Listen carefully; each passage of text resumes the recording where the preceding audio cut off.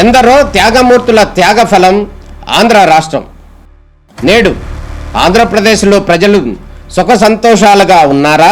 ప్రస్తుతం ప్రజల మధ్య ఉన్న కులాల కుంపట్లు ఎవరి కోసం? చంద్రయాన్ రాకెట్ యుగంలో కూడా వర్ణ విభేదాలు దేనికి సంకేతాలు? రాజకీయ పార్టీల నేతలు ఏం చెప్తున్నారు? నేటి కాలంలో ప్రపంచాన్ని శాసించే మన యువత మేధాశక్తి ఏం కోరుకుంటుంది? తెలుసుకోవాలంటే ఆంధ్ర యువగలం.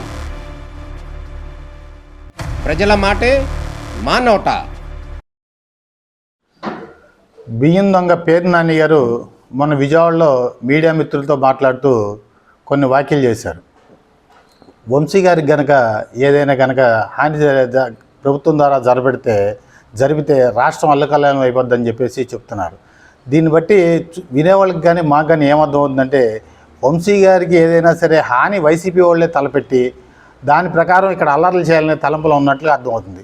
వాళ్ళ గత చరిత్రలు చూసుకున్నట్టయితే పోయిన ఎన్నికలకు ముందు వాళ్ళ బాబాయిని చంపేసేసి ఏ రకంగా సానుభూతి పొంది ఓట్లు పొందారో వాళ్ళకి ఆ చరిత్ర ఉంది. రాజశేఖర రెడ్డి గారు హెలికాప్టర్ ప్రమాదంలో చనిపోతే ఏ రకంగా సంతకాల సేకరణ ముఖ్యమంత్రి కోసం చేశారో ఆ చరిత్ర ఉంది. సేమ్ అదే ప్రకారం ఇప్పుడు మళ్ళీ తిరిగి ఇలాంటి ప్లాన్లు చేస్తున్నట్టుగా అక్కడ అర్థమవుతుంది.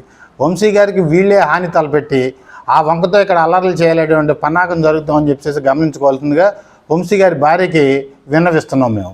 ఆవిడ మా ఆడబిడ్డగా, అమ్మ నువ్వు జాగ్రత్త పడమ్మా, వీళ్ళు ఏదైనా సరే ప్లాన్లు చేసి ఆయనకి ఏదైనా ఇబ్బంది తలపెడతారా అని చెప్పేసి ముందుగా ఆవిడికి తెలియజెప్పాలని చెప్పేసి మీడియా మిత్రుల ద్వారా తెలియజేయాలని చెప్పి కోరుకుంటున్నాం. అలాగే బియ్యం దొంగ పేరు నాని మాట్లాడుతూ వంగవీటి మోహన్ రంగా గారితో వంశీ గారిని పోల్చాడు. మరి పేదల యొక్క ఇళ్ల పట్టాల కోసం పోరాటం చేసినటువంటి వంగవీటి మోహన్ రంగా గారితో దొంగ పట్టాలు పంచినటువంటి వంశీతో దొంగ పట్టాలు తయారు చేయించినటువంటి నాని మాట్లాడటం అనేది విడ్డూరంగా ఉంది.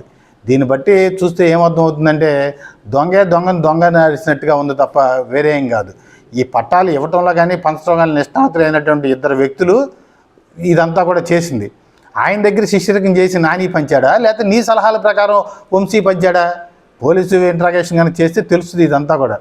అలాగే ఈయన బియ్యం దొంగతనం అంతా అయిపోయింది, నేను తెల్లకాగితం లాంటివాడిని అని చెప్పేసి అనుకుంటున్నాడేమో. నా మీద 6A కేసు పెడితే సరిపోద్ది, కానీ ఇది వేరే కేసు పెట్టారు, ప్రభుత్వానికి నష్టం జరగలేదని చెప్పి చెబుతున్నాడు. నీ యొక్క అగ్రిమెంట్ కండిషన్స్ ప్రకారం నీ యొక్క గోడౌన్లో కనుక జరిగినటువంటి అవకతవకలకి నువ్వే బాధ్యుడివి. అక్కడ ఉన్న స్టాకుతో పాటుగా స్టాకు కనుక వేరియేషన్ వచ్చి స్టాకు కనుక నష్టం జరిగితే నీ మీద క్రిమినల్ యాక్షన్ తీసుకోమని చెప్పేసి నువ్వు స్వయంగా అగ్రిమెంట్ చేసినటువంటి సంతకాలు నీ అగ్రిమెంట్ కండిషన్సే ఉన్నాయి. ఇక్కడ కనుక బియ్యం కనుక పోతే ఆ కండిషన్ ప్రకారం క్రిమినల్ కేసులు పెట్టాలండి.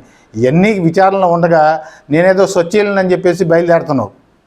రేపొద్దున ఈ యొక్క లిక్కర్ కేసులో జగన్మోహన్ రెడ్డి అరెస్ట్ అయితే పార్టీలో నేనే ద్వితీయ శ్రేణి నాయకుడిని కాబట్టి నేనే ప్రథమ శ్రేణి నాయకుడికి వెళ్ళిపోతాను కాబట్టి అని చెప్పేసి నువ్వు మరింత ఉత్సాహంతో మాట్లాడుతున్నావేమో.